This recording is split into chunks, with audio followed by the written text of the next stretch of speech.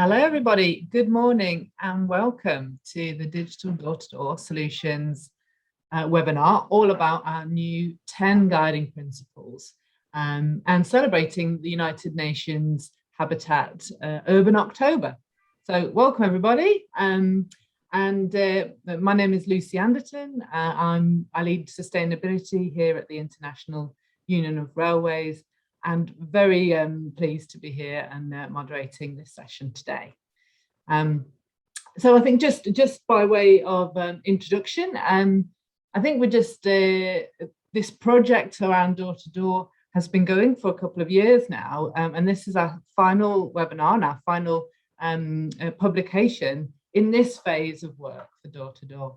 But it's something that's essential for the UIC's activities, and we'll continue to work on that. We'll talk a bit more about the next steps for that.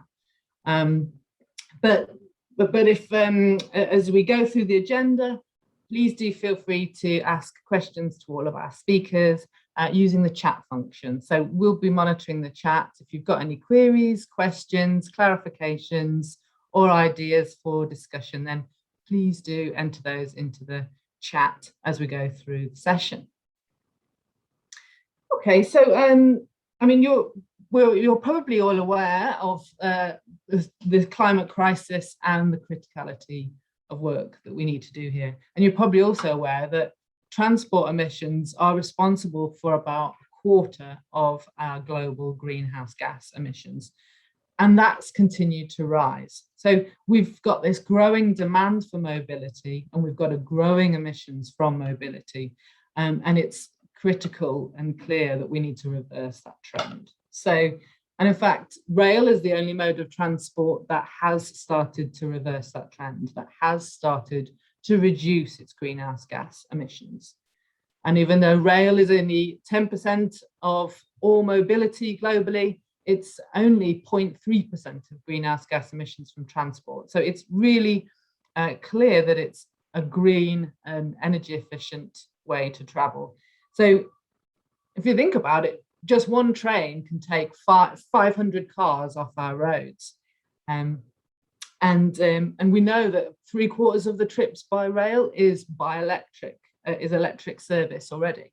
So if we're going to transform and change the way that we travel, then rail has got to be that kind of important part of the solution. And we really see rail being a backbone of a sustainable mobility system of the future. And so to be able to become that backbone, we need to get more people on our trains, right? We need to increase it by at least 50% in the next 10 years. And these next 10 years are so critical, aren't they? And the IPCC report has only underlined the urgency of action, the 2020s being a decade of action for climate. So this modal shift, this shift away from aviation, from private car use, onto rail and public transport is absolutely critical, and when we can't do anything, we can't solve the climate crisis without it. So we need to transform the way that that travel happens, and we need to transform our railways as well, including their customer experience, so that we can be, as a railway, as public transport, the most desirable way for people to get around. So how do we make that transformation? How do we make railways easy and desirable and the mode of choice for many more people around the world? And I think some of the projects that we're talking about today that allows that multimodality, allows that seamless connectivity, has got to be one of the key things that we need to do as railways and public transport operators to really help that modal shift and transform the experience for the customer. So we'll hear today a little bit more about some new guidance to help us as a rail community, as a public transport community, to do just that, to implement the kind of tools that are available to us in the most effective way to make this transformation as quick as possible, really, to transform the way that the world travels and moves about. So what I'm going to do next is hand over to my dear colleague, Marc Guigon, who is Director of Passenger here at the International Union of Railways, and he's going to set the context, set the way that UIC sees the door-to-door and multimodality, and talk a little bit about the benefits of multimodality and criticality of it, of course, for rail. So, Mark, if you're ready, yes, I will hand over the floor to you. Yeah. Thank you very much, Lucy, for this kind of work at the beginning. Thank you, everybody, to be there for this amazing conference concerning door-to-door solutions, and also you said multimodality. So multimodality is one of the key words of that. There is not only multimodality, there is also the shift to rail, as you said, also from air and urban transport and cars, and also I would say that it's not only a competition; it's we have to cooperate with the other modes. So I would give you a little presentation for 10 minutes, if you agree, all around the table concerning that. And so I share my screen and concerning multimodality. So what is multimodality? So as you know, the multimodality is the use of several transport modes from the origin to the destination. Multimodality needs the point of changing the transport mode. Of course, there are railway stations, but not only railway stations to that. And the quality of this changing of mode is essential for the benefit of the travelers. So there are some obstacles, concerning the multimodality. If we have to remove these obstacles, that the passenger will, if not, the passenger will only use the cars for their transport.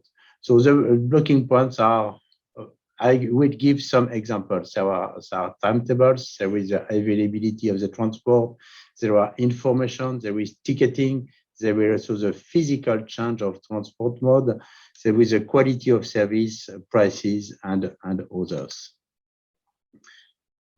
You see here on this chart an example of multimodality from departure to arrival.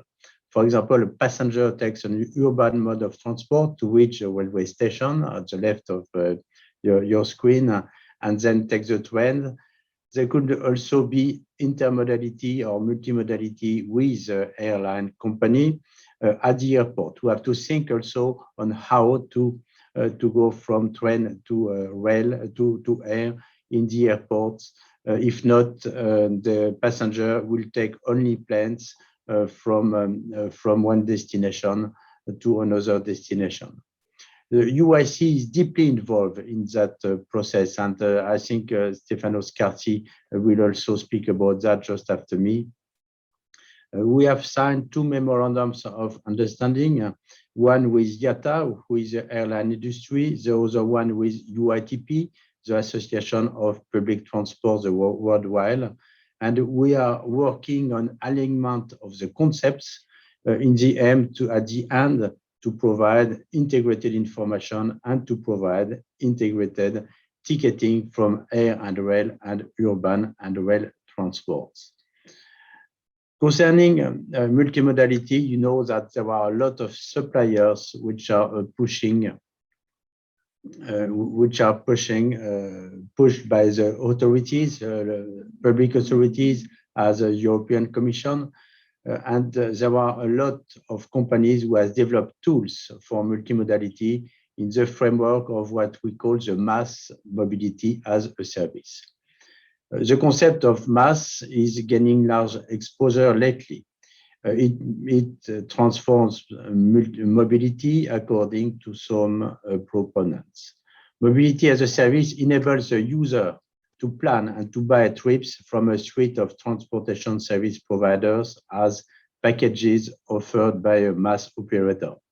So the mass operator offers access services to a variety of transportation modes from different service providers via one common mobility platform. So there are a lot of them, and it is here an example which you can see on the chart. What are the main benefits from MaaS to the actors? First, of course, for the customer. The customer can access to transport mode and to a seamless payment, so seamless ticketing and seamless payment. Other services can be provided as real-time assistance if there are some delays of cancellation of services. The second benefit is for the communities which promote a sustainable mobility, improve accessibility and inclusivity, and promote public transport and decarbonize transport. And also in the city, there could be a total change of the city with multimodality and with a place that the car is in the cities.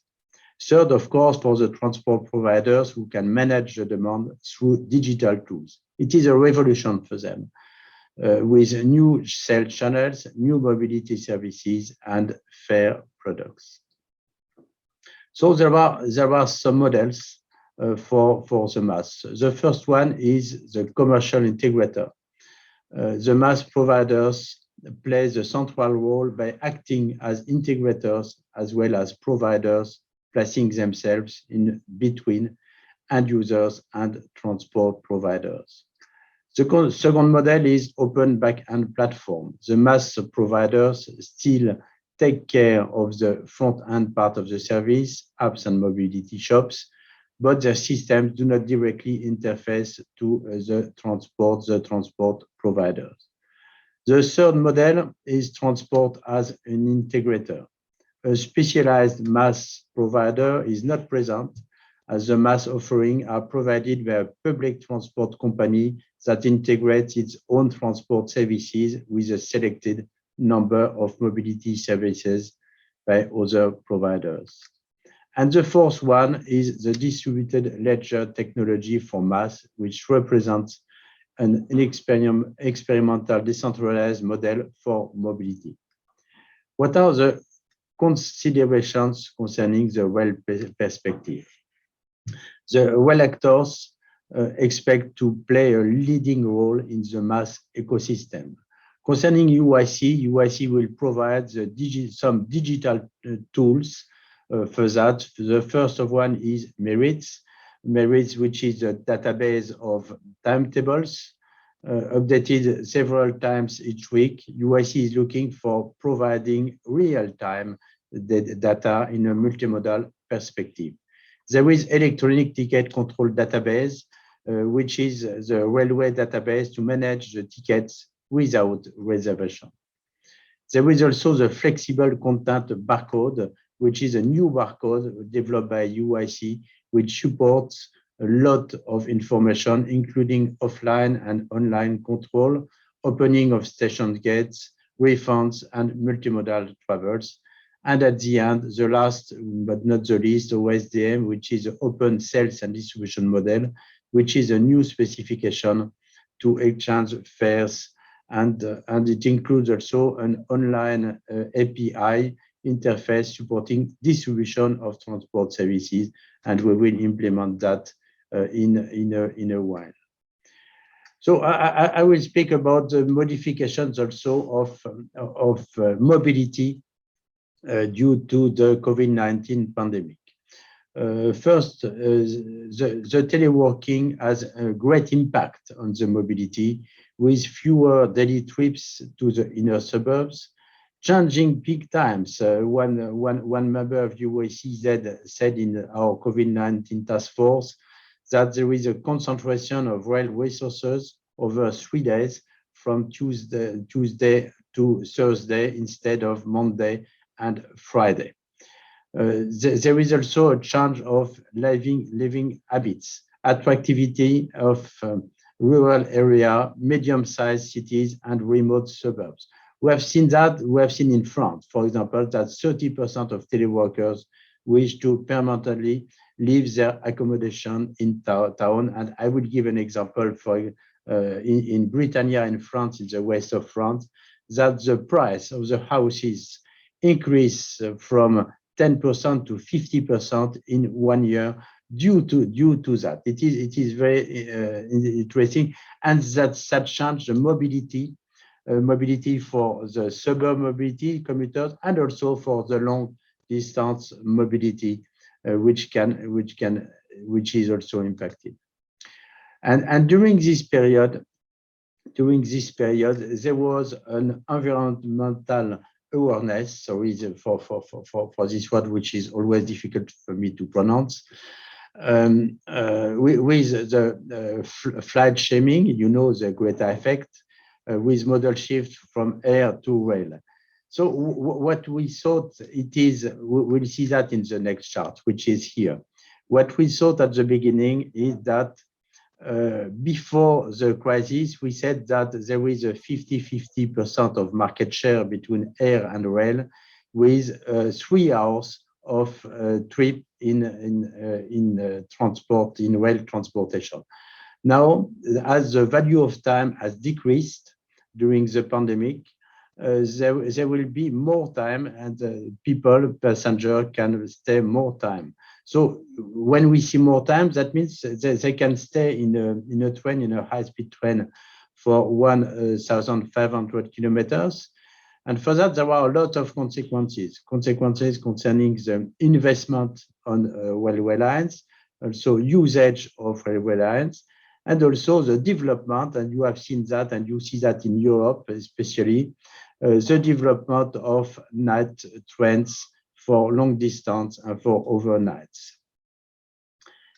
So thank you for your attention. I know that you have a lot of speakers after me, which are very interesting, high-level person from different horizons, and I'm sure that you will enjoy your conference.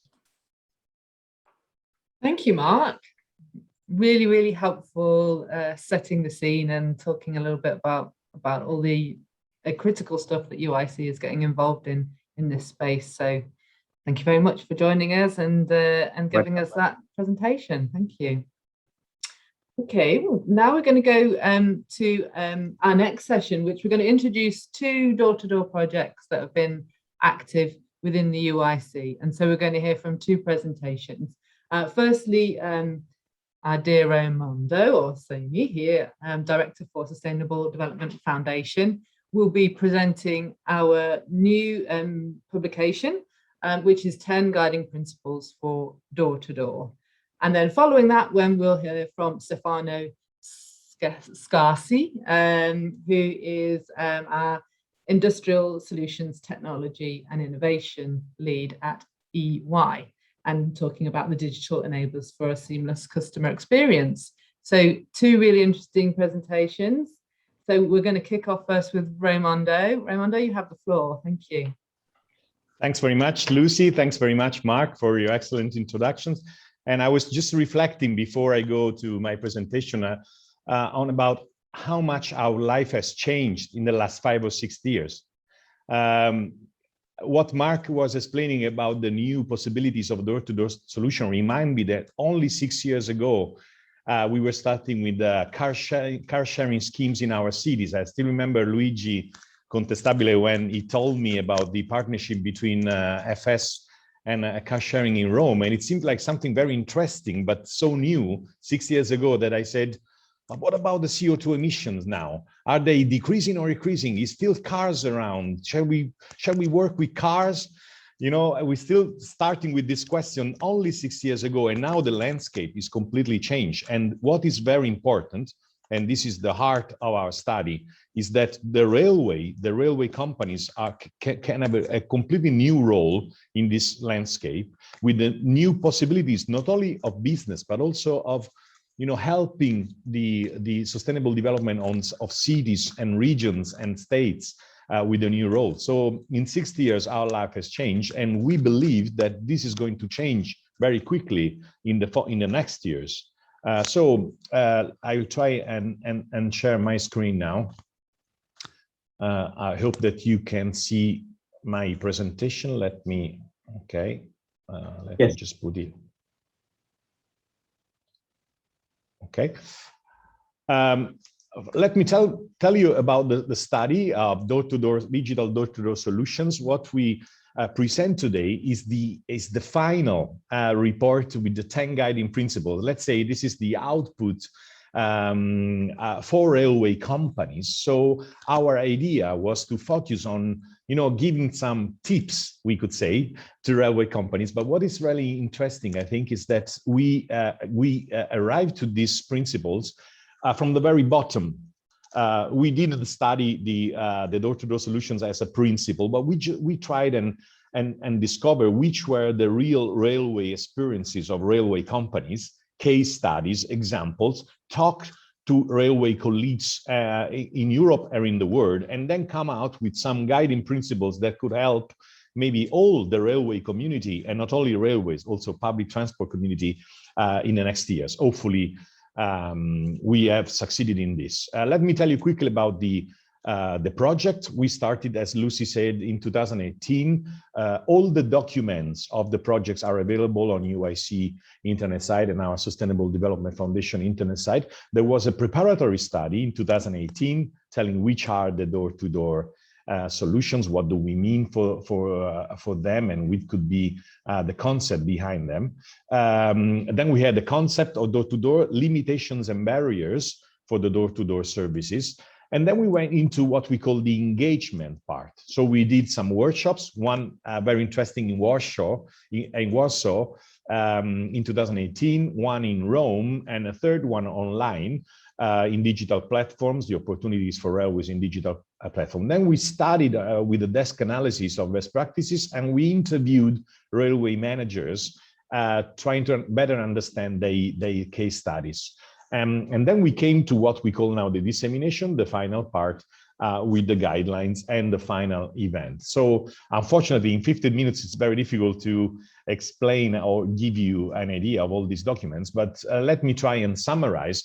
As Mark was saying, the door-to-door solutions offer many possibilities. What we have tried and do was to put the railway, and in particular the station, at the core of the digital door-to-door solutions. If you see from this image, you can see that in the center, you have the train, urban rail, regional, intercity, high-speed, the rail at the center, and the digital door-to-door solutions may help before and after the train trip. So we can consider digital door-to-door solution, what can help before getting to the station. And we have divided this in personal mobility and in mobility and transport services. The personal mobility can be non-motorized and motorized, so it can be walk, bike, but also car and scooter.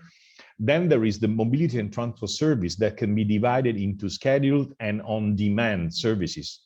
So this is, let's say, the bunch and the possibility of all these different services before getting to the station. And then the same for when you get to the station to the next steps, okay? All these possibilities are enhanced by the IT systems. That's why we are focusing on digital door-to-door solutions. And our life has changed just because 10 years ago, without this, most of these solutions were not possible. Now with this IT solutions, now all of these are much easier than they were in the past. It's very important also, as Mark said, to understand which is the final goal. The final goal, we think that the first one is can be the expansion of rail market share. Rail can benefit from this, and the modal the modal share of railway can even increase, because we have to remember that the final goal is what we call in Italy, in the national platform of shared mobility, less cars in cities. There are countries where we have 700 cars on 1,000 inhabitants. There are cities where we have 650 cars on 1,000 inhabitants. So the final goal of the whole story of all these services and digital solution is to reducing emissions, congestion, and accident. This should be like the North Pole of our work.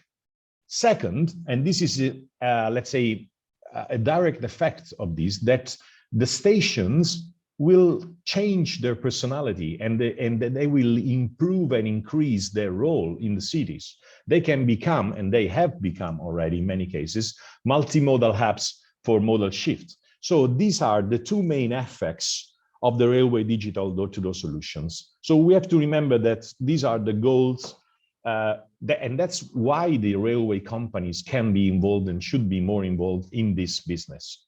Okay, so coming now to the principles. Of course, I cannot go into the details of the previous part of the study that is very, let's say, technical, and it defines all the different drivers. Now we go directly to the output, and let's see together which are the 10 guiding principles from railway experiences. Okay, so how can the railway companies benefit in the future for this new scenario? First principle: take a leading role.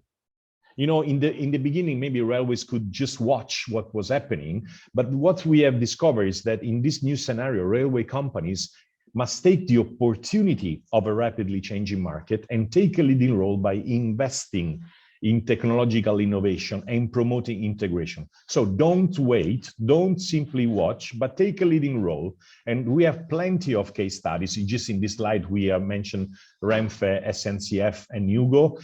Mark also has shown the Nugo MAS, the Renfe RAS that was Renfe, the Renfe tool for mobility as a service, Renfe as a service, and then the Assistant SNCF. That is, SNCF has a long history of key voyageurs and how to assist customers. So investing and taking a leading role. First step, first principle. Many companies have already done it, and others are working on that. Second principle: promote an open, fair, and equitable digital ecosystem.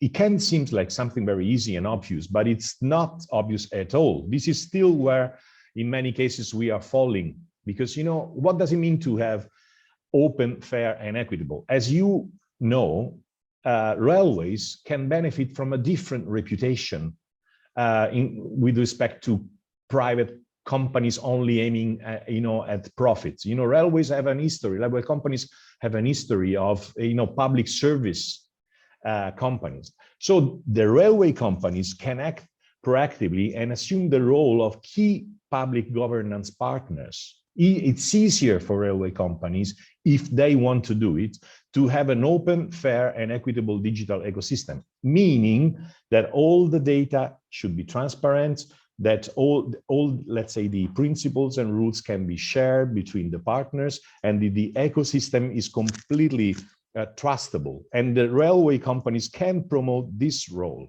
We have taken as a case study the diversity from Deutsche Bahn, but we have many other case studies that we can show. So what is important is that you promote yourself in this sense as, somebody behind the conflicts or above the conflict, somebody who wants to help the whole system and the whole digital ecosystem.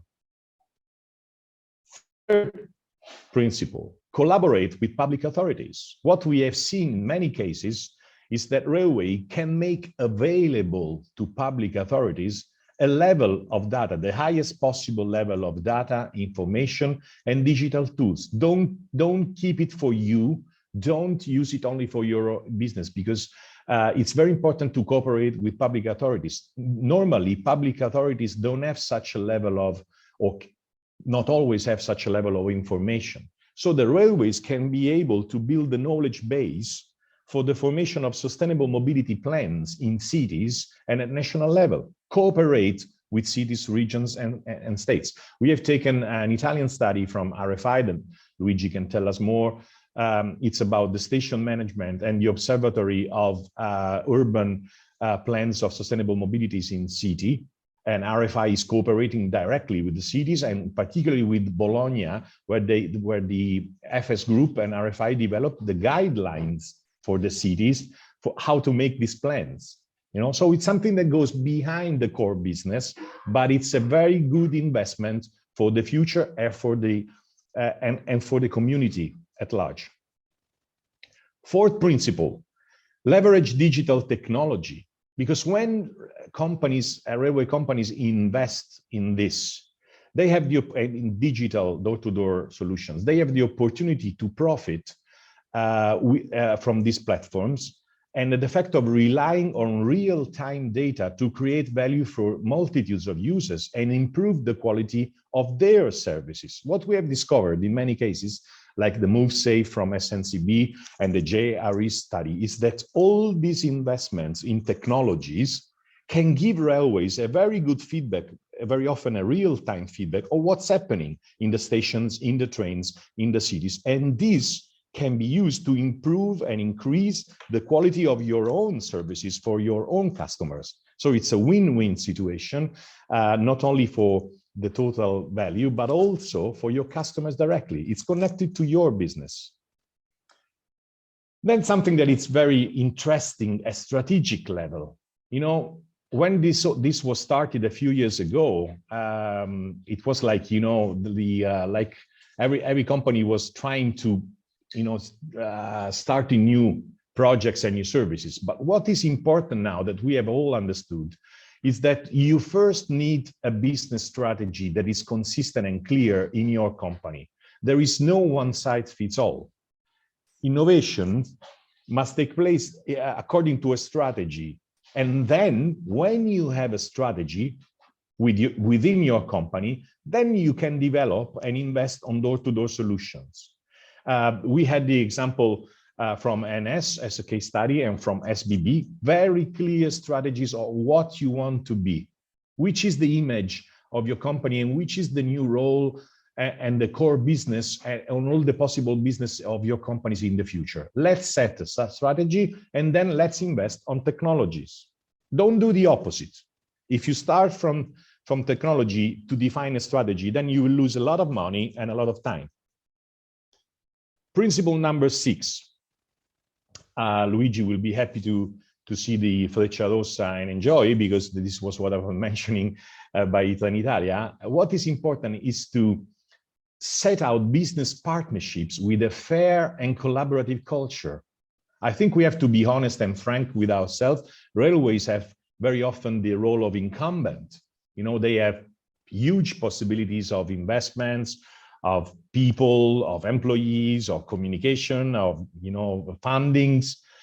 If railway companies use this role of incumbent to be aggressive and you know, in a kind of power game with the other possible partners of sustainable mobility, shared mobility, the all different digital solutions, then we have a problem, because this can be counterproductive. You create a power game, and you know, like a strong big one and many small ones. And it's much better to create a collaborative culture, cooperate together, and let's do business partnerships. It can help each other.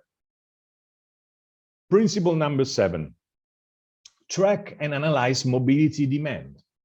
This is something that really is really impressing a lot of, you know, all these engineers and architects that since many years developed the studies for mobility demand, maybe starting with questions to people or questionnaires. Now, with all this incredible amount of data, we can use this information to improve service and offering to all customer needs and attract new customers with all this mobility demand data. It's an incredibly promising amount of data, but we need to know how to use it. Principle number 8, create useful interaction between physical and digital accessibility. In our mind, the railway stations should be like computers that can process a lot of situations, many modal interchanges, multimodalities, like all different demands and offerings. And the railway stations should be the, you know, the brain that can process all this as much as possible with efficiency, safety, and ease of use. And we have seen a lot of case studies, very interesting, from special travel plans in England to RFI in Italy to railway station contests by SNCF. 9th principle, make sure that this digitization process is inclusive. It's very difficult. We say that really our life has changed in 5 or 6 years, but not everybody is ready to this change. And most, of course, most people are using the new technologies, but nobody should be excluded. So while we are saying on one hand that it's very good to invest in this, it's important that railways companies could protect fundamental rights and values in this digitization process of their services, even if this means to bear higher costs. And in many cases, this can be done and should be done. We have seen the guidelines from Seattle Department of Transportation, and we have seen the projects from Via Rail Canada of blind people in the stations, how people who cannot use the smartphone and the technologies. Last principle, protect your data. The data, of course, is becoming a crucial corporate asset from an economic point of view and from many points of view. It's very important to protect them and to use some international standards with the protection regulation. I'm sorry if I went very fast, and it's of course we can say many other things about this principle, but I think that we have come to at least to an explanation, general explanation of this, and you can find all the documents in UIC website and our foundation website. Thanks very much. Thank you, Raimondo. That's a quick canter through those 10 guidelines, but I think that was really clear and gives everyone a taster at least to download the file, which I think we'll share the link to later on, and so that people can take a look at those 10 principles again and read those case studies as well. So with each of those, of course, those case studies you mentioned are given with some more detail for people to take a look at. So we'll I think there is a question in the Q&A function, if you want to take that, Raimondo. Yes, there's a question from Sakdirat saying, the strategic principles are inspiring. In your opinion, how can we promote this principle and share the values to all levels and all silos of practitioners within a railway company? Thanks for this question. I think UIC is there also for these reasons. This was an UIC idea to start this project, and maybe we can ask Lucy and Mark if we can organize a dissemination of these principles in railway companies. I don't know if we can organize a conference and seminars, or maybe something that we can promote with technologies. It could be nice to discuss this principle in detail and disseminate them. What do you think, Lucy and Mark? Yeah, I mean, I think we should take whatever opportunities we have to promote this document, and I would invite everybody here who's joined the call to also promote it and share it within their communities, within their colleagues and organisations as well. So I think that which can be really powerful, I think, to sort of that word of mouth. But of course, it is available on our ETF shop, and we'll keep talking about it in social media this week, of course, to help spread the word. But yeah, let's think about what other opportunities and events in the coming months and years to keep that alive and to keep the awareness going. You know, Lucy, I have a dream. Yeah. I still remember the UIC physical conferences that we did until 2019. Yeah. I think those conferences were really an opportunity to meet people and to discuss even behind the scenes and during the lunch. And so my dream would be that it could be very nice to have a conference on door-to-door solutions, maybe in 2022, where these two projects can offer their outputs and we can discuss together, inviting railway people and railway managers, and also to present their best practices, because we have done this in the last months, but we are sure that in 6 months we will have something completely new that we can present. So my dream would be to get back to one physical world conference on door-to-door solutions, or something like this that we could do at UIC headquarters. Maybe it's only my dream, but maybe it can be done. I expect, Mark, you've got plans, haven't you? Yes. Raimundo, we are doing it. So last Friday we had 50 people coming from all Europe for the high-level passenger meeting, and we have organized also a meeting in Bruges for all the PRMs with 20-25 people coming from all countries in Europe. So now it's possible, and it will be great if, and you are right, Raimundo, it would be great if we can organize that with Lucy and you. Great. Okay. So I think looking at the time, we should move on to our next presentation. And so, Stefano, if you're ready, you have the floor. Thank you, Lucy.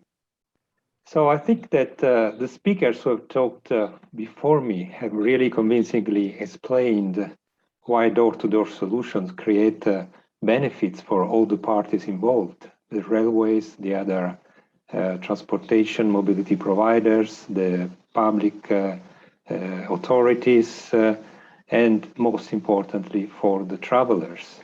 And actually, I would say there is a wide consensus around this. We ran some surveys among railways, and basically 100% of railways are convinced that door-to-door solutions are the future. But now the question is, why door-to-door offerings are not yet very common? What are the business issues and the technical obstacles that transport industry players are meeting in this domain? So I would like now to share my screen and so introduce to you the D2D project that was started by UIC in 2019, exactly with the objective of answering those questions and trying to provide some help, some facilitation to railways and other transportation providers who want to develop integrating door-to-door offerings. So there is an objective, again, to facilitate partnerships between railways and other transport operators, the development of mobility solutions, but also to facilitate the development of an ecosystem involving third parties, which provide digital solutions to passengers. So let me take you a little bit through the history of this project. The project is really staffed by experts from participating railways, from experts from UIC, and a team of advisors that I have the pleasure to lead. And of course, recently we are also being involving public transport players and also industry associations to validate and refine the results. And I will come back to that in a minute.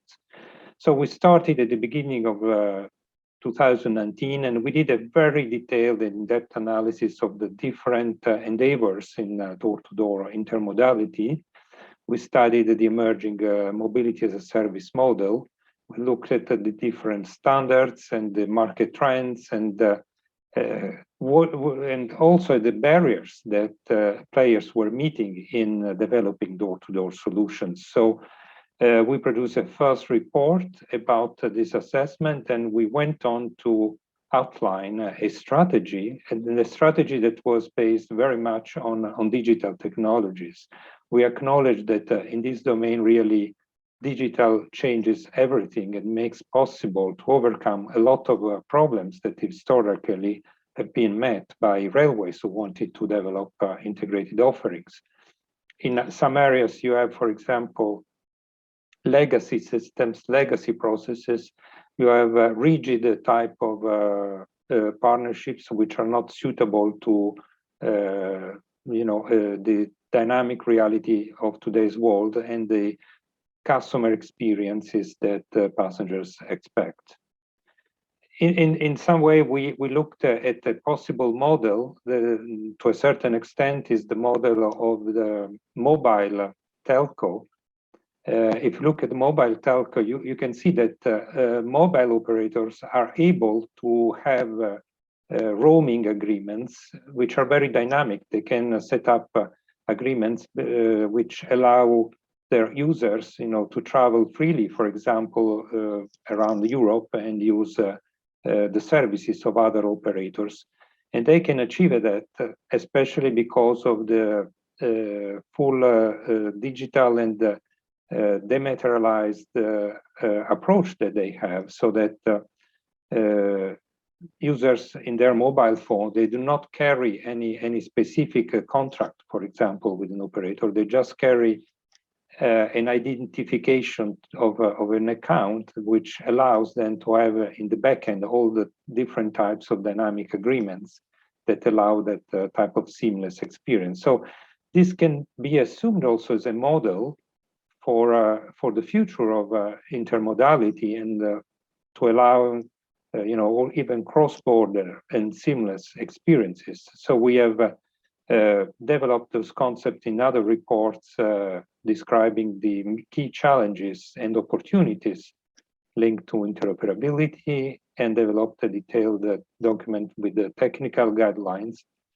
Most recently, we have developed also an executive summary, which I will describe in the next minutes, and also started to work with some public transport realities about projects which are demonstrating the concepts of the D2D project.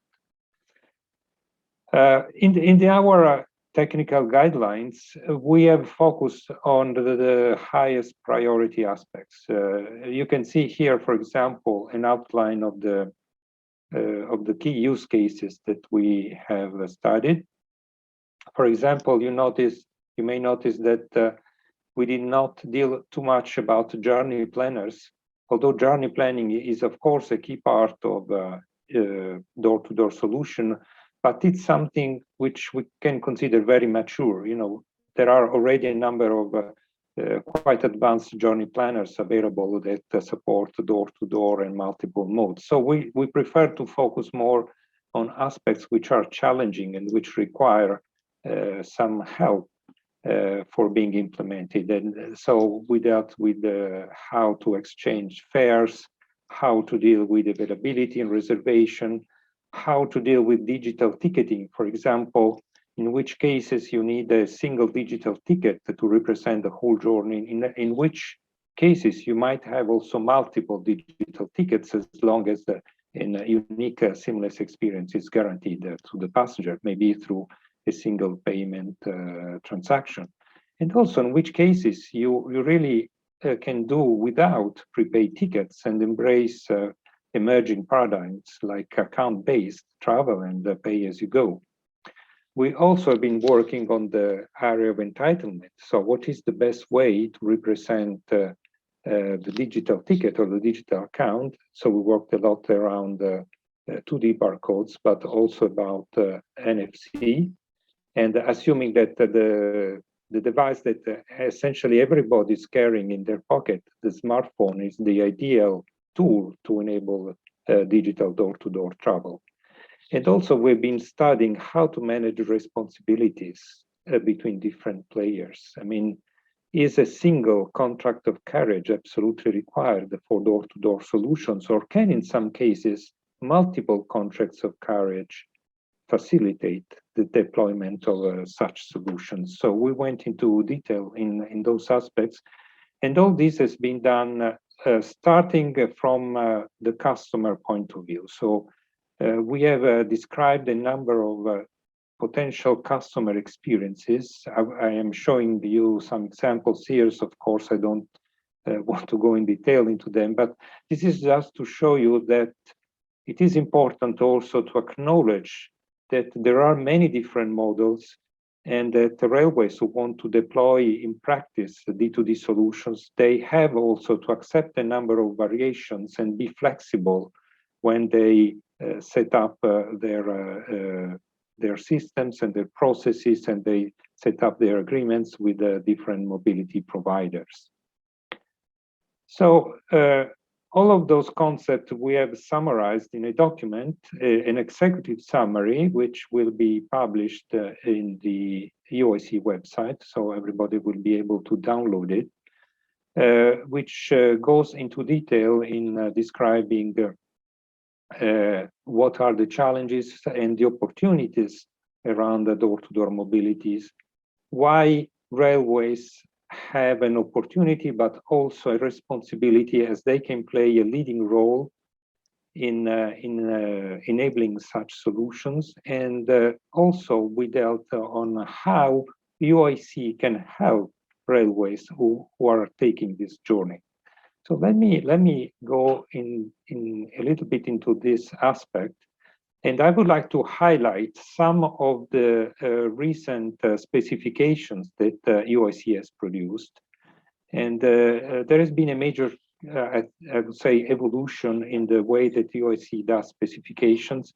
UIC has embraced open source.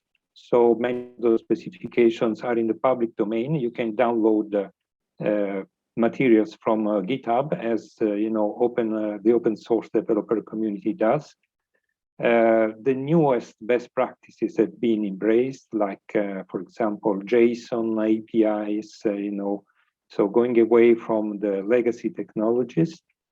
And those specifications can already be of great help in developing such solutions. And as part of the D2D projects, we are working with the leaders who are creating those specifications to improve them and make them even more and more suitable to door-to-door solutions. So they include OSDM, which is a specification for the exchange of fares.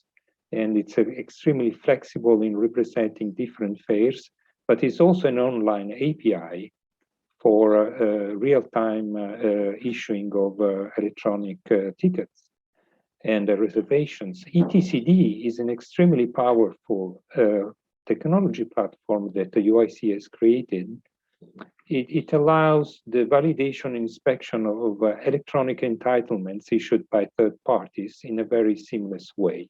And this can be very much, I think, exploited and even enhanced to facilitate the door-to-door solutions.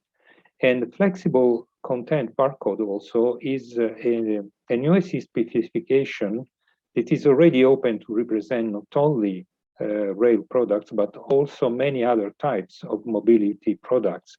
And it's really filling a gap because there is no accepted industry standard as far as barcodes for mobility is concerned. There is really no standard that public transport operators are adopting globally. So FCB is a very credible candidate to help and facilitate ensuring that there is a shared specification for those 2D barcodes.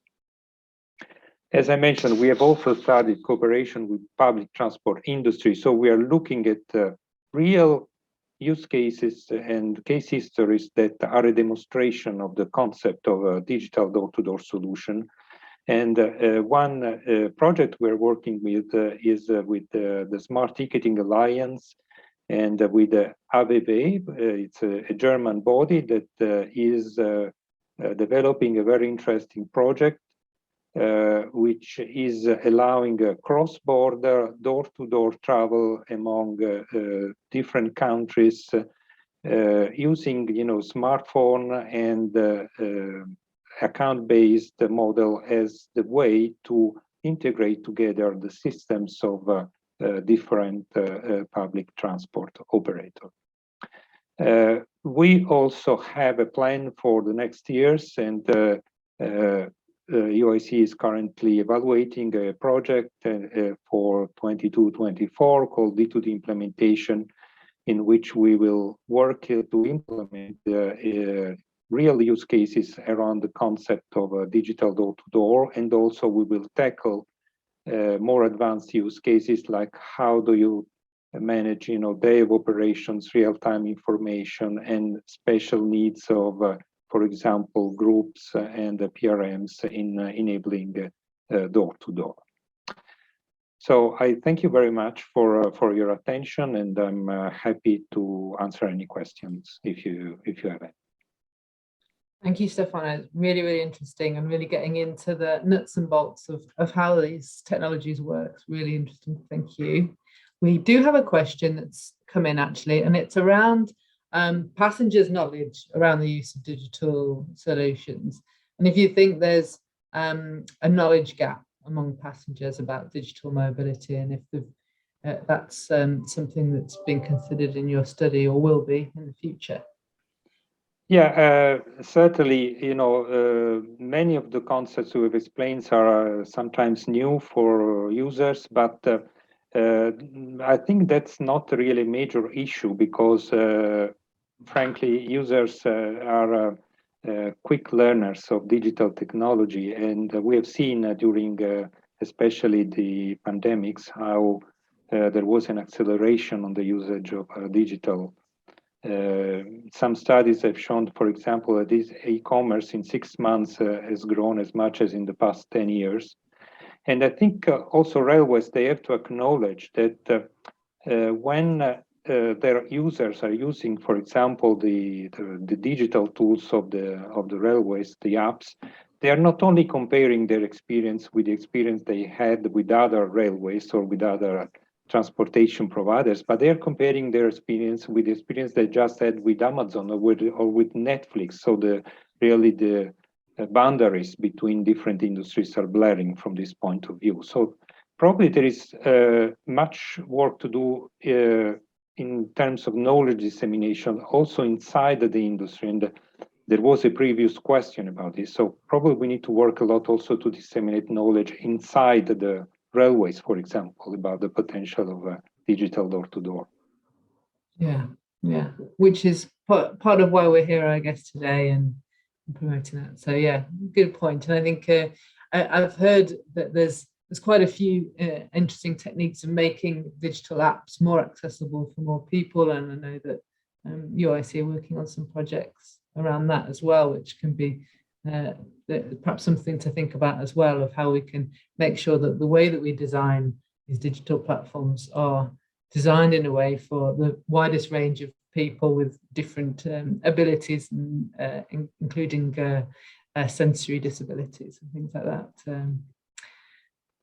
But thank you very much, Stefano. Really, really interesting. I think we're going to move on now to the roundtable session.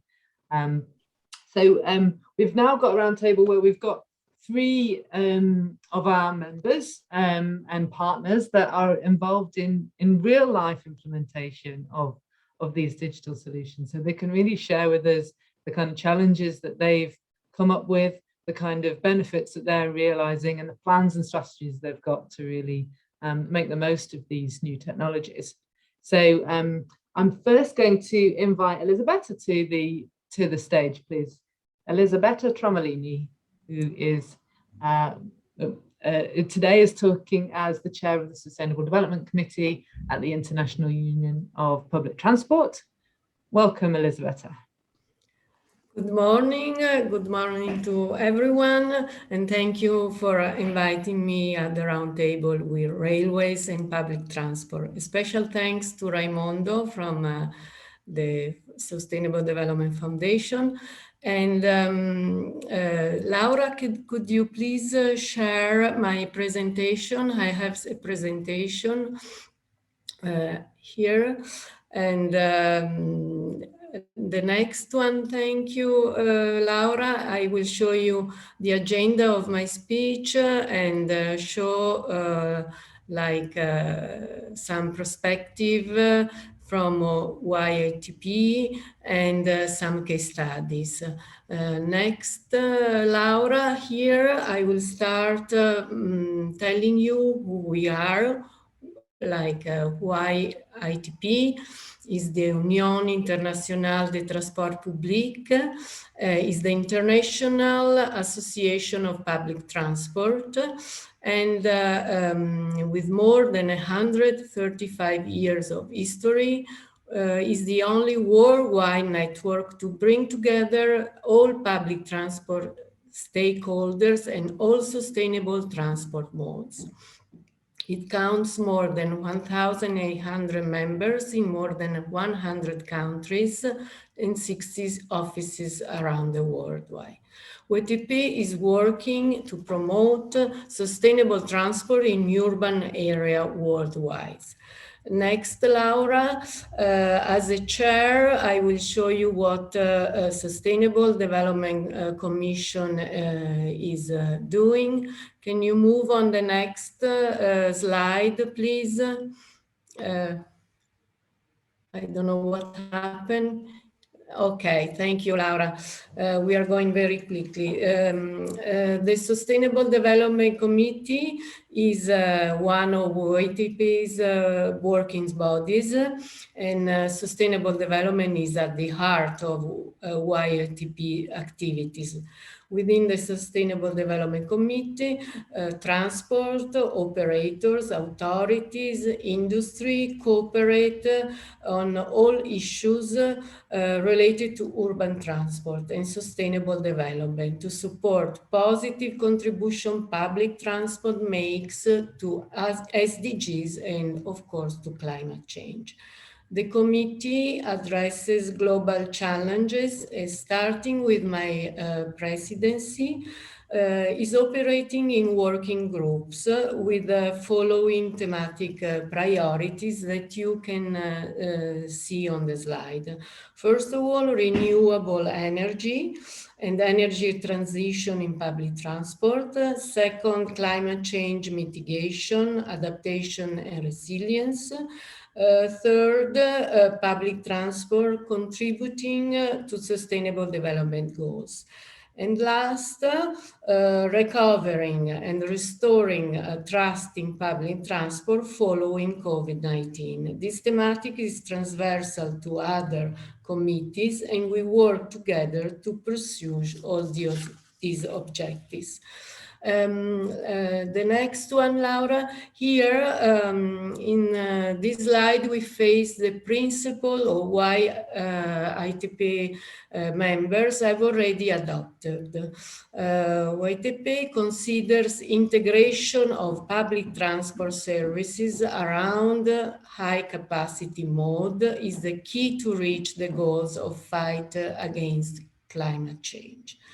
Here we see some recommendation. Achieving a modal shift first for local and daily mobility. Has to be, of course, a priority. The second one, smart mobility solutions and digitalization are most useful in conjunction with the focus on sustainable mobility as a mass mobility as a service. Governance framework should contribute to modal shift and guarantee the transport authority's ability to organize mobility on its territory on equal and inclusive terms.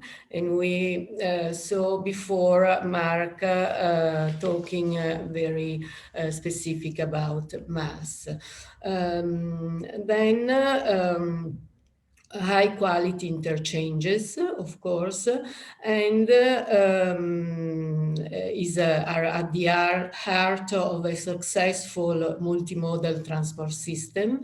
And at the end, flexibility is needed when it comes to governance of transport services. Second, I want to share with you some principles that WTP members have identified. 4 challenges that we have commonly been raised by different committees. So not only from as Sustainable Development Committee, but with all the committee of WTP. That is, first challenge is governance, door-to-door versus first and last mile. And rail people, Lucy will look at me, would tend to use door-to-door, whilst WTP would prefer the term first and last mile. You know that. The reason behind that is the position of the integrator and the field of application of integration. A strong political choice needs to be made, or what whether the integrator should to be the rail operator or the infrastructure manager, like rail stations, parking, or regional public transport authority. However, WITP does not promote any specific governance modes. WITP considers the governance modes should be locally defined. The second, several integration dimensions.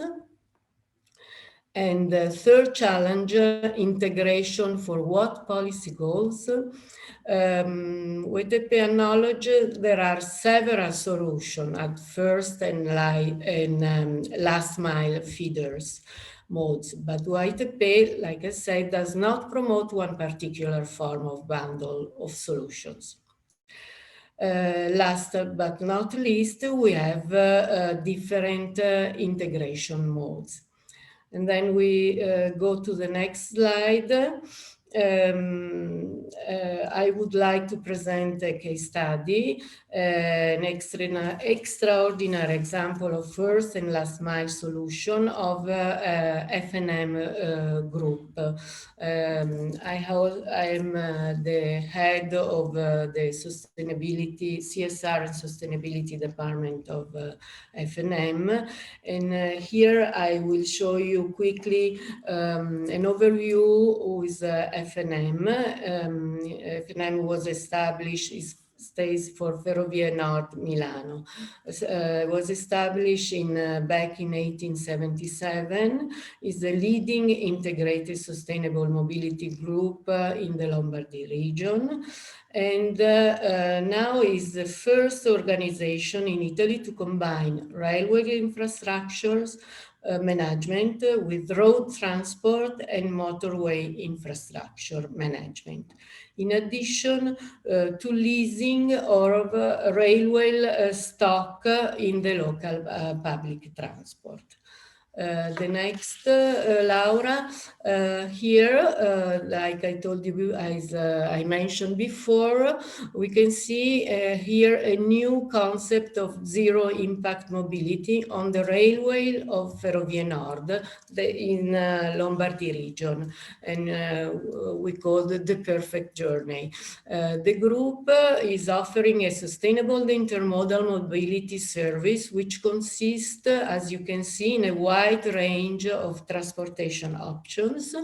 It is possible, starting from the stations of Ferrovie Nord, to combine 4 different services, like train, of course, buses, electric cars, and bicycle, avoiding completely the use of private car.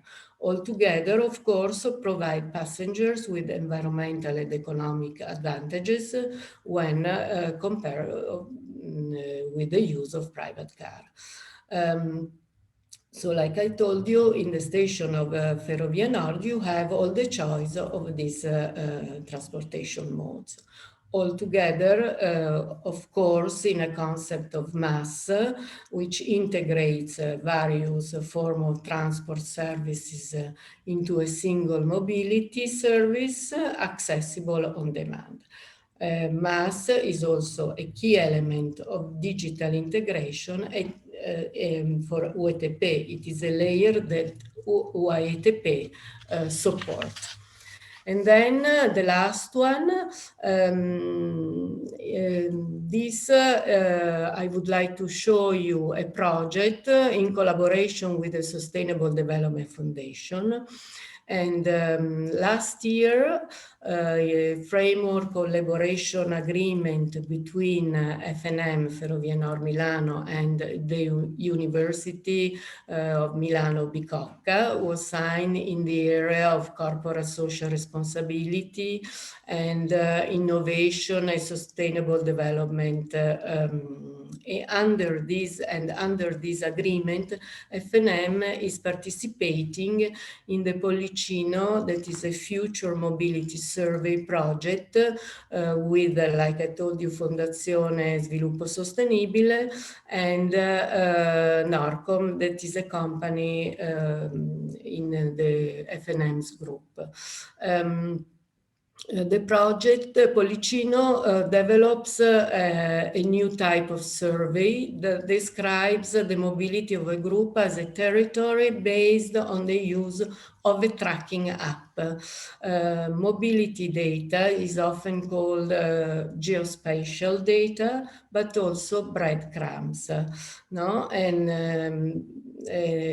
literally means breadcrumbs, and which evokes the famous, that you can see in the picture, the famous tale of Tommy Tambe, Italian Policino, and that where the name the name comes from.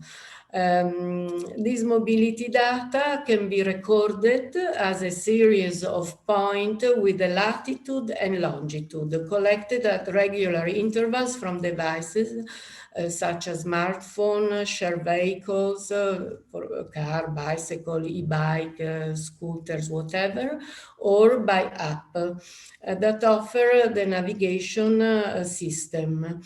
The project also, and this is the innovative part, improve the detail of travel information compared on traditional mobility survey by collecting data on short proximity journeys, linked journeys, combined or intermodal journeys, usage model, like personal mobility, sharing services, and so on.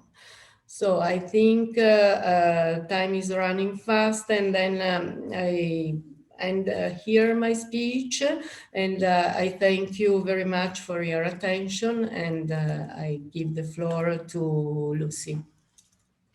Thank you, Elisabetta. Really, really interesting, both from UITP's point of view and as a public transport. You know, FNM is a multimodal provider yourself, aren't you? So you really know what you're talking about in terms of the challenges and the benefits that you're finding already. I don't know, Raimondo, if you want to ask any questions or add to anything, given your involvement in this project.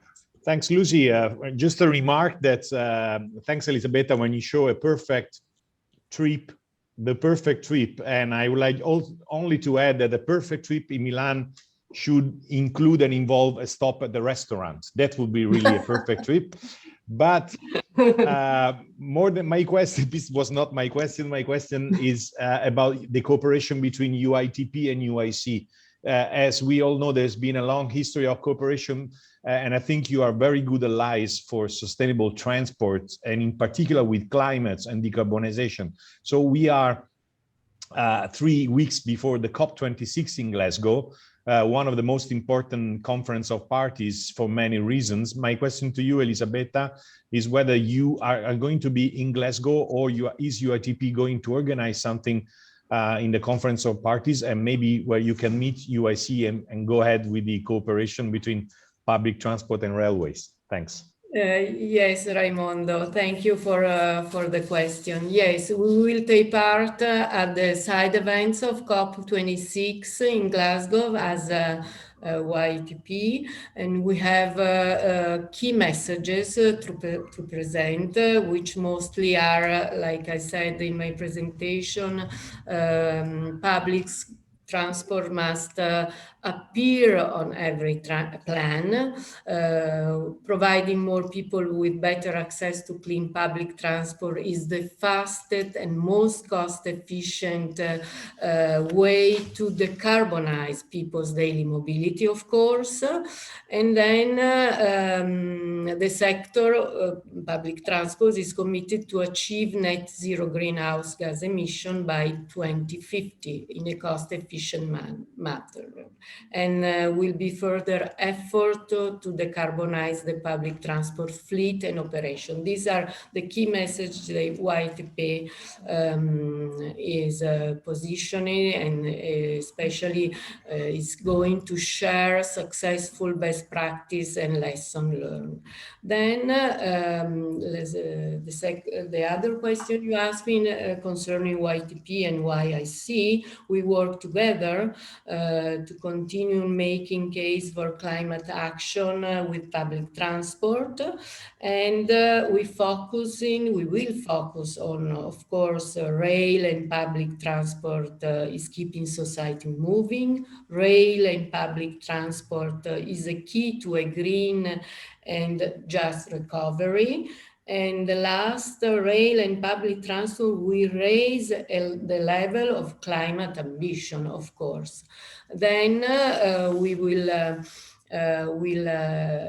Sustainable Development Committee, we will present with REN 21 renewable energy in public transport, a work done between the two organizations. And then, of course, I will present our work as a Sustainable Development Committee and some, like I showed you before, our working groups and our objective and goals. And I hope to. Thanks very much. It's very clear. Maybe we will follow you and Lucy. And there is a transport day during the COP26 in Glasgow. I think it's on the second week, if I'm right. That's right. It's on the 10th of November is the Transport Thematic Day. Yes. So we have, so both UIC and UITP will be appearing together on the same panel on that day for the Marrakesh Partnership Global Climate Action Day event. But then UIC and UITP have got several joint side and fringe events, including on board the hydrogen train that will be zipping around Glasgow during the both weeks. So if anyone's on the line who's going to be in Glasgow, then please do let us know, and we'll make sure that you're linked into all of the events that we've got going, many of which will be hybrid and digitally broadcast, of course. Okay, Lucy, I think now we're ready to go to the next presentation. We need to zoom on. We could talk all day, but now very, very welcome to have Yasunari Nakajima from JR East to talk to us about the experiences from Japan.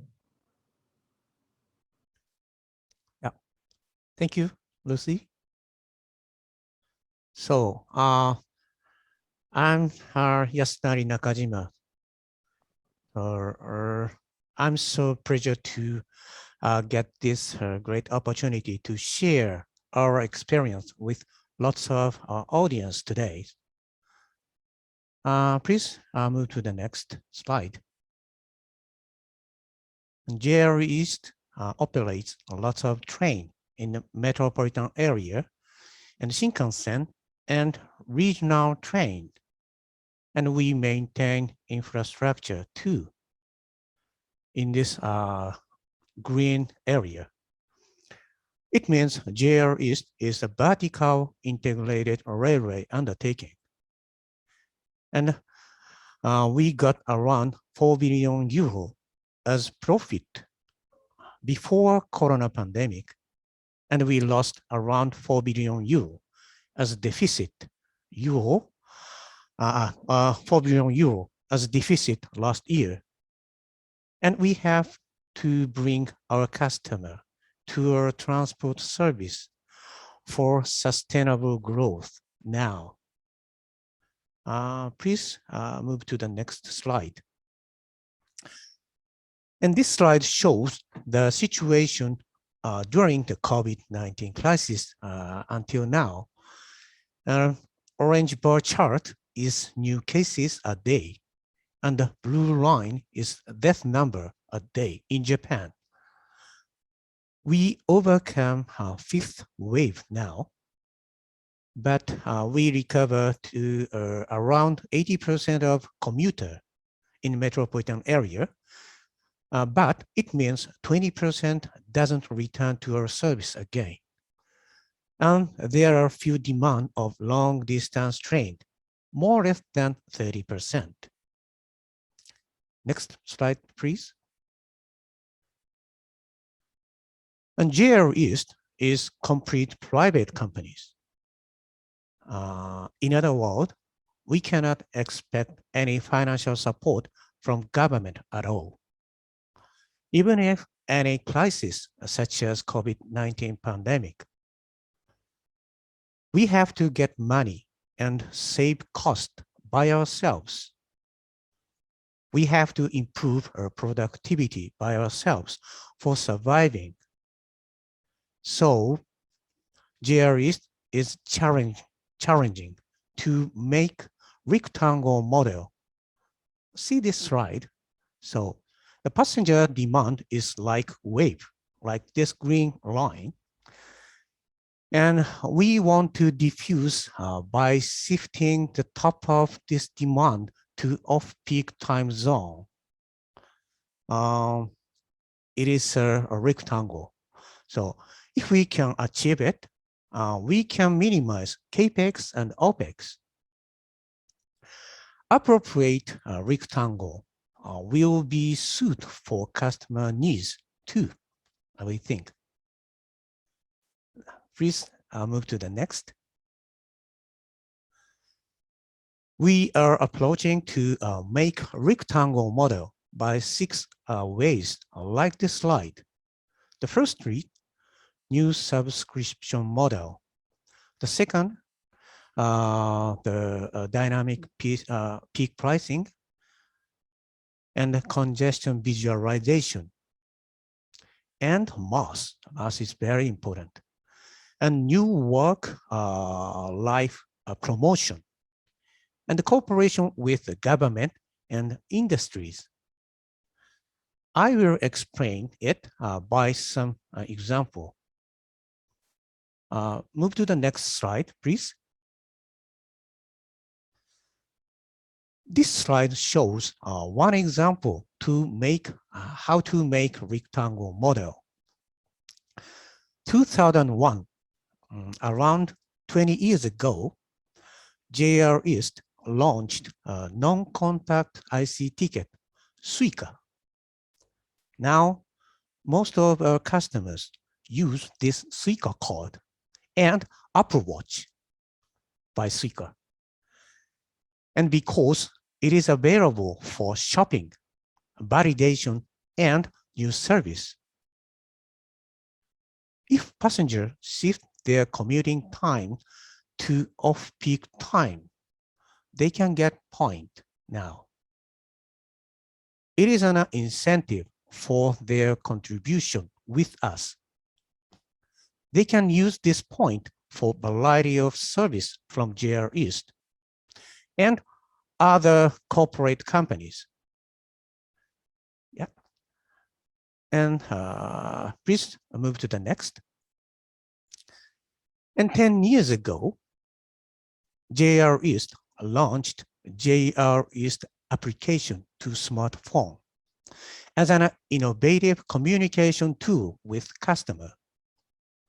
It includes information on congestion level of each train and car, and the best route searching, and convenient information of the station and related to transport. During Corona pandemic, JR East added some new information for making rectangle model. Please move to the next. This slide shows the explanation of the JR East mass. The mass is a great tool for bringing lots of customers to railway service, we think. And JR East launched Ringo Pass. The Ringo Pass is a metropolitan mass. At the top of these figures, you can see that. And we have developed and launched some region mass from 2019. And I think it is not mere mass on transport. It might be categorized tourism mass, I think. JR East is integrating big city mass like Ringo Pass, and some region mass and tourism mass now. Move to the next, please. Sorry. I need to some another information to this slide. So we developed a white mass platform by ourselves with collaborate with some partners. It is open to open use to other partners. Please move to the next. Another approach is increasing workspace as a work style options to our customers. We are proposing to work in Shinkansen, high-speed rail, long-distance train. And we are increasing work booth next to ticket gate in concourse, on platform, in station, and fitness club, and cafe, and a convenience store, and so on.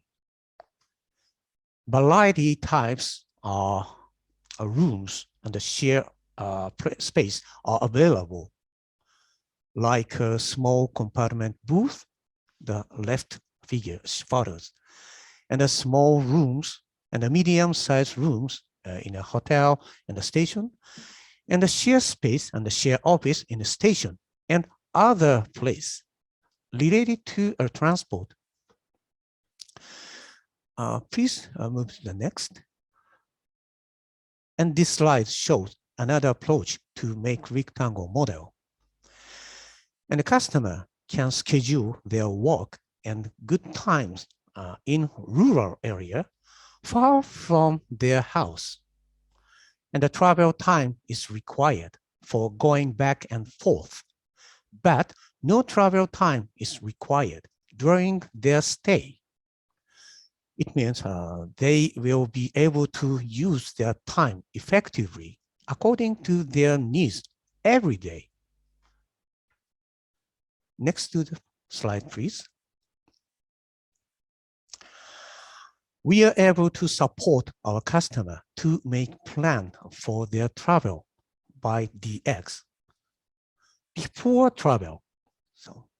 And we are able to reduce customer stress and concern about their trip by DX and staff hospitality supported by DX.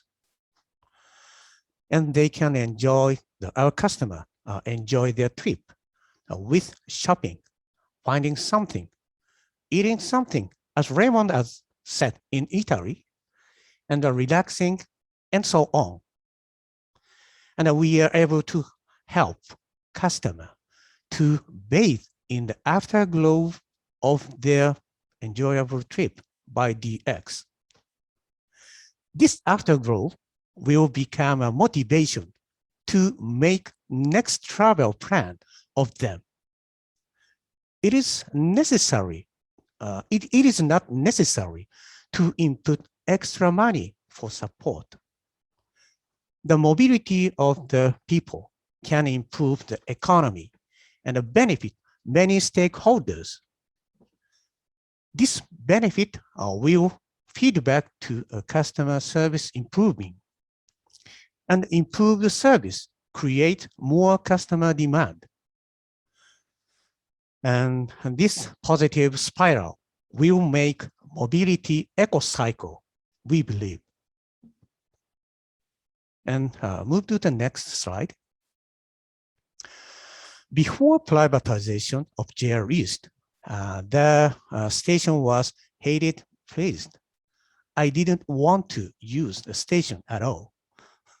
But JR East has achieved to change the station from a passing point to a meeting point in this 34 years effort. We want to more improve the station as a connecting point, like this slide. The station has a power to connect various things with customer, like this slide. And we named this project Beyond Station Plan. We are now implementing this project in Japan. Next slide. Thank you for your kind attention. That's all. Thank you. Thank you very much. Really, really interesting. And I'm now bathing in the afterglow, indeed, of your presentation. Yeah. Which I think is very nice. Very nice. I think it's a key point for our increasing customers on travel by train, I think.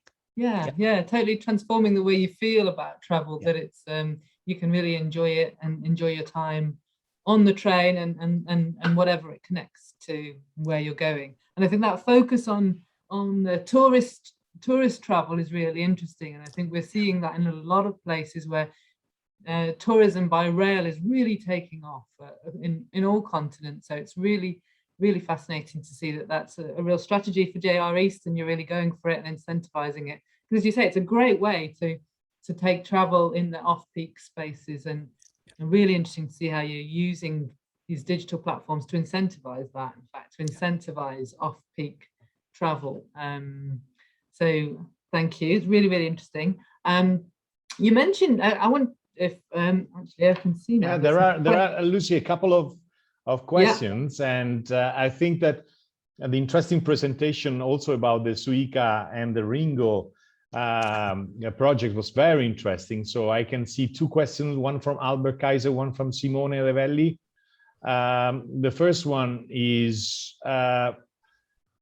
your presentation led also to the second guiding principle: promote an open, fair, and equitable digital ecosystem. Yeah. From your point of view, what were the critical issues in creating the mobility as a service platform? In particular, the payments and data sharing with other mobility providers. What we saw in your presentation is that Ringo, for example, can go even beyond transport, also to hotel. So you have a lot of data in payment system. How was this possible, and which were the critical problems and issues? The very important point is we don't want to become a simple mere porter. So that's why the data is a very valuable asset for us. And we think the data should be, so public data should be shared with the partner with who they agree with the vision. If we can share the common vision with the partner, so we can make a good mass application, and we can improve the service. So that is a very important point. So that's why we developed the white mass platform by ourselves with some partners in Japan. And now, so if there's other companies and organizations and the government agree with our vision, they can use our platform, and we can share the data with us. And the benefit will feed back to the improving the customer service. So thanks very much, Yasunari. I think it's very interesting, and also should also deserve maybe a deeper presentation. Maybe in the future conference we can have some details and see, because it's very interesting to see. And also the Beyond platform project, I think it's very interesting, not only talking beyond stations, and also to have the stations that can connect to life and to culture and to travel. I think it's very, very interesting. I think we are collecting inputs for our next maybe possible meeting. Thanks very much. Yeah. Thank you. So Lucy, I think we can go to the third and last presentation of our panel from RFI, from Luigi Contestabile. We also have some news and something that I think it's not being presented before at international level. Am I right, Luigi? It's something I had the chance to see before the start of this workshop. Am I right? This is the first time you presented at international level? Yes, it is. Tomorrow we're going to have a quick glance at a prototype that we are developing. It's basically a work in progress, but it is already quite clear and designed. So I think it might be interesting for those who are watching this conference to have a look at what we're doing in Italy as infrastructure managers, and in particular as the direction in charge of stations. Thanks. So we are the lucky ones to see it before the others. So thanks very much for this. Right. The reason why I decided to present our location intelligence platform is that over the last couple of years, we realized that the main topic that we were not really facing enough was the dimension of space. We worked a lot in my previous job in the main Italian operator, Trenitalia, working with partnerships just like the car sharing you mentioned at the beginning. But soon we realized that the real problem was the infrastructure, the space for intermodality, the position of the intermodality, the real availability of intermodality. So to place things in space, to know where they are, how they work, and how they interconnect to each other is basically, in our vision, essential. So we made a huge effort to digitalize all the transport systems around the station and understand how they were working, where they were missing, where they were present, and so on.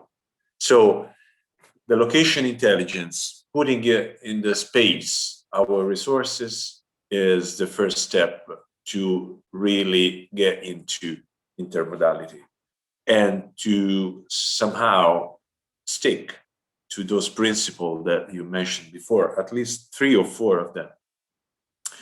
And so what we did was we created a small group of very young people, very talented in data managing and location intelligence.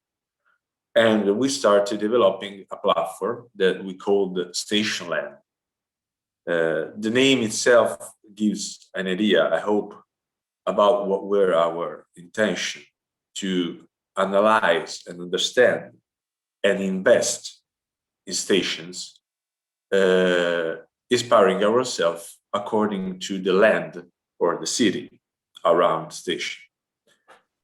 So I don't have much time left, so I will go directly to the platform. I'll see if I can show you something. Maybe Luigi, you're still in time to change the name in beyond StationLand. The StationLand is supposed to be working in the intranet from office, but we'll find a way to show something also from home. Can you see my screen? Yes, very well. Good.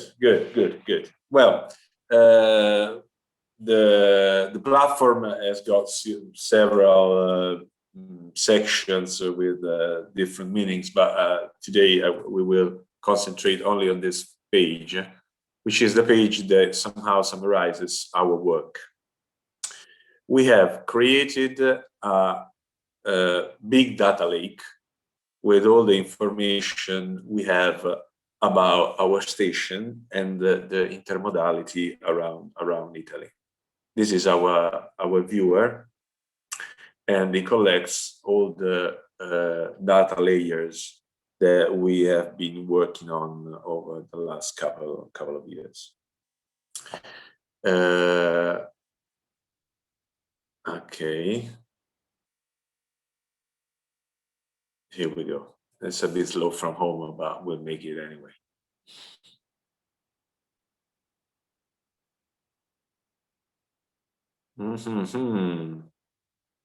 Here we are.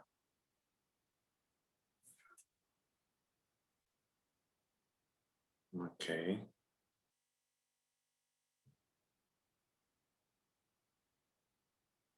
Right, just give me a second.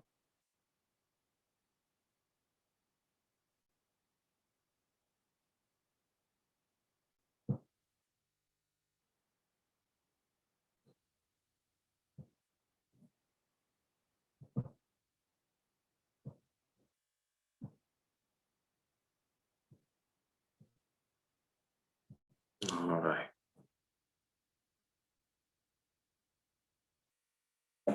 Here we go. This is Italy, and this is the map of our stations. As you can see, there are a lot of them. It's about 2,200 stations. And we have put together with our stations all the informations about the airports.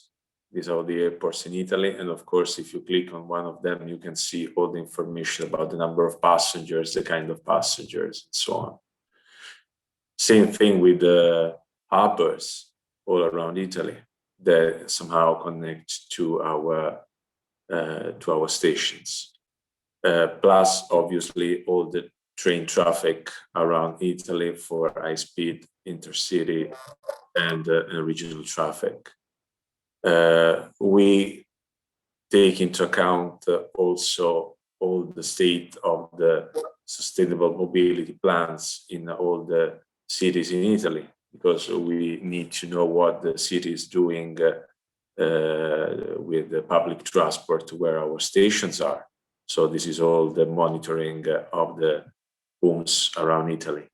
Of course, we have all the map of the dismissed railways that can be turned into cycling routes. And obviously, we take into account all the road network. Obviously, we have put also all the cycling paths of Italy, regional, national, and local, and all the parking lots that we manage around the country. If you look at from this scale, you can see also all the pollution that we have in Italy that we consider when we program our intermodality.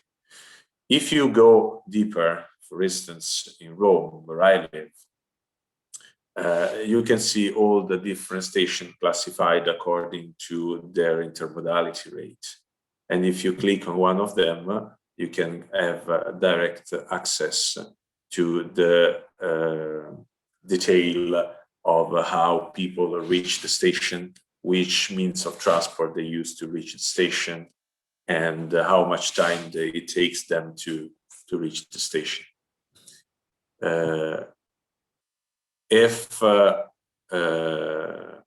we have also other information, but I don't want to go too deep on this.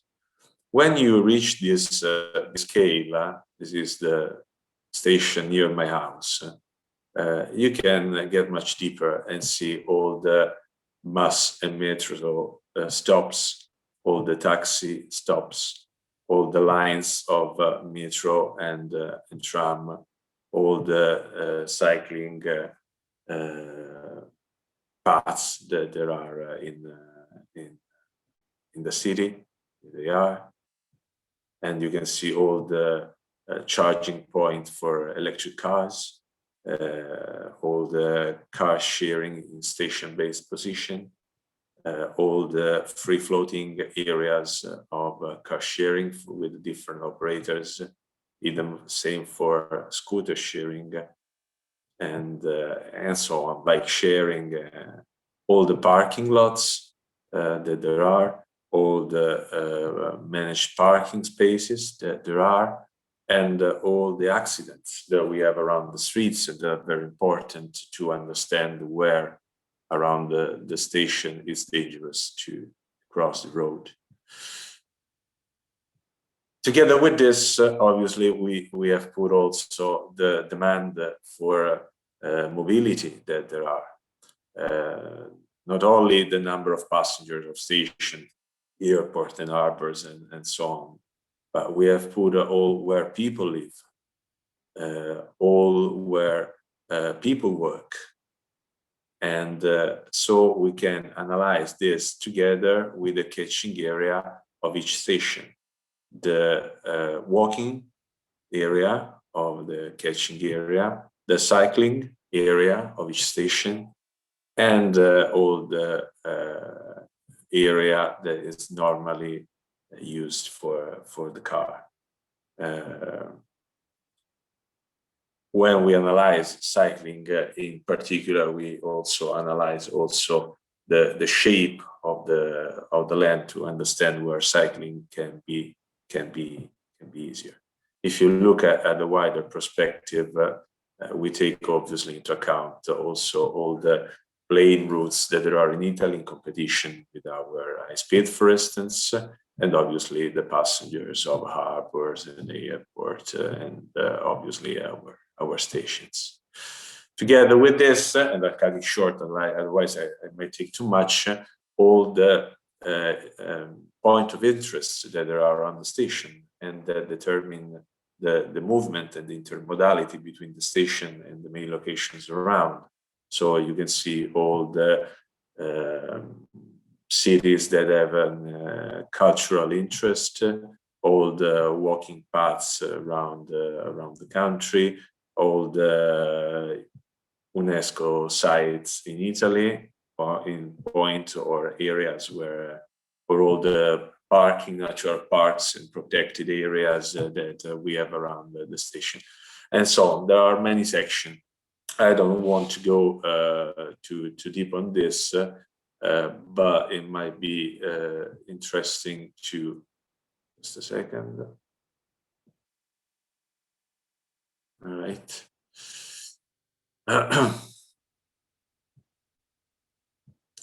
Let's close some things and go back. So this is the viewer, the data we have. With this huge data lake, our team uses this huge amount of data to create apps, just like the developers would do with your iPhone. And so putting together all this data, these are the kind of apps that we develop. And these are the apps regarding intermodality. When you talk about intermodality, it's fundamental to understand how it's working around the station. For instance, with public transport and buses and metro, we made a huge work dividing the soil of Italy with millions of small hexagons like this. And with a direct connection with Google Transit, we managed to analyze and evaluate the time that is needed to go from the station to each and every center of every single hexagon we divided the city with. So this is the catching area with TPL of Milano Centrale station. And you can see it also in the timeline from 8:30 in the morning till 9 in the morning, which kind of is the rush hour of Milan. Okay, so you can see as time passes, how much time it takes to move around the city, and understand, for instance, that in the southeast of the city is not well connected to the central station as much as the rest of the city. So this is a very powerful tool to talk to the transport, the people in charge of transport in the city, and maximize the coverage of the public transport around our station. All the things that you're watching now are available for all the 2,200 stations in our database. If we want to have an overview of what's going on, these are the indicators of intermodality that tells how many of our stations are covered with the presence of a metro, a tram, a bus, a cycle pass, a bike sharing, a proper bike parking, car rental, car sharing, and charging for electric cars. And obviously, you can analyze this at national level like this, or for every kind of station that we have. So the different cluster of stations, or the single region, for instance, Emilia-Romagna in the center north of the country. This is fundamental to understand where we have to work, where we have to act. Monitoring also the behavior of our customers with a huge survey that we make every year with 17,000 interviews all around the country. We have a pretty precise understanding of the modal share of our station. So walking is today 50% of our modal share to go to the station. Then bike is only 1% at national level, with a huge difference between south and north of the country. This is public transport, motor, scooter, auto, so car, when you are taken to the station by someone else, or auto conducente, it's when you go with your own car to the station. And at this level, we also evaluate the environmental impact of this modal share in terms of CO2, PM10, and space occupied around the station. This is the values at national level, but obviously we can calculate immediately also the values at every single regional level.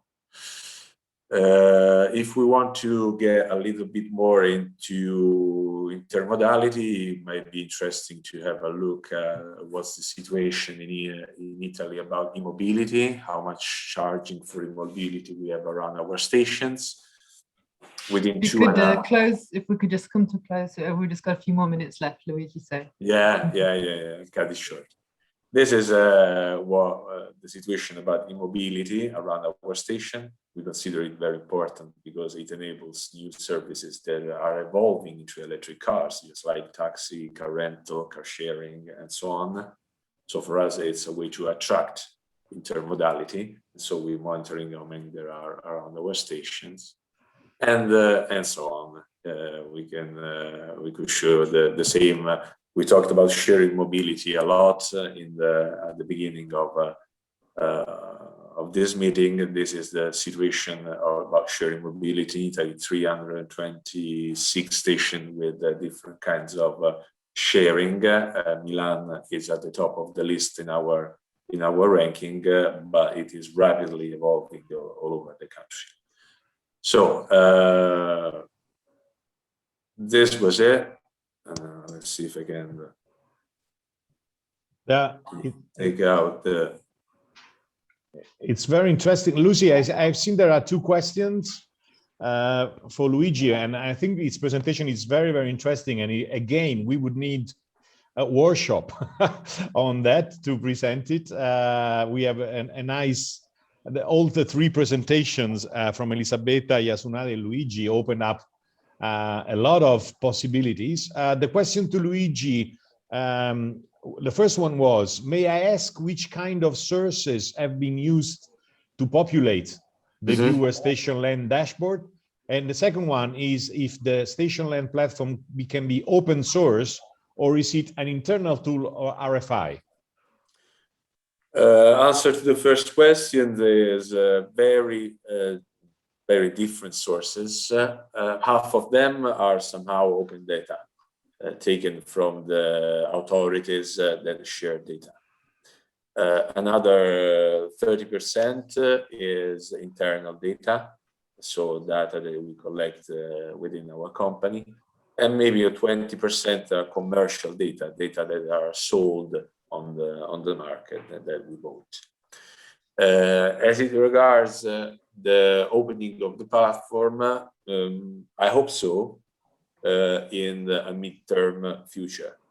First, we have to validate and be more self-confident about this tool, which has been developed only in a few months. So it takes time to get more safe, secure, and self-confident. When we will have been through this process, I would be very happy to open it up.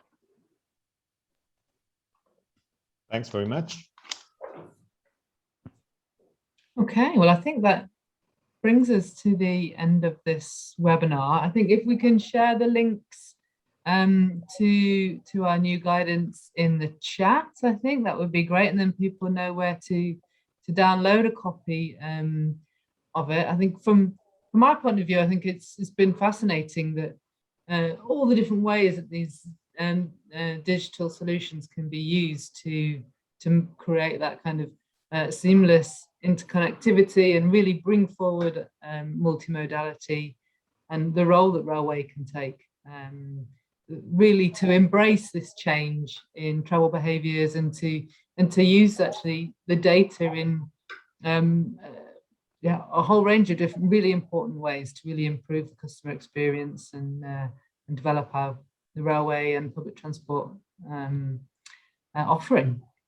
So I don't know if you've got any more closing remarks, Raimundo, that you'd like to add, apart from thanks to all of the speakers, of course, for sharing all your ideas and your concepts and your projects. We really appreciate this sort of collaborative culture, of course, of sharing information to help others along that same journey and learn from your challenges and difficulties.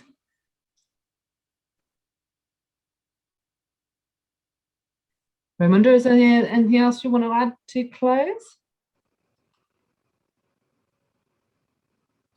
Yes, sorry, I couldn't hear you very well. There were problems with the audio. Yes, I think that what we saw today is just a possible picture of the future. And I have to admit that when we started in 2018, we only had, we didn't have the idea of where we would have landed, because we started with, you know, even before the idea of mass cooperation with possible sharing mobility schemes and electric chargers and all of this. But now we have, you know, with the final presentation from Luigi and also from Elisabetta and Yasunari, we have seen that digital solutions can go beyond all this, and it can, you know, it can take railways as the new player in the mobility demand system of the countries and of the regions.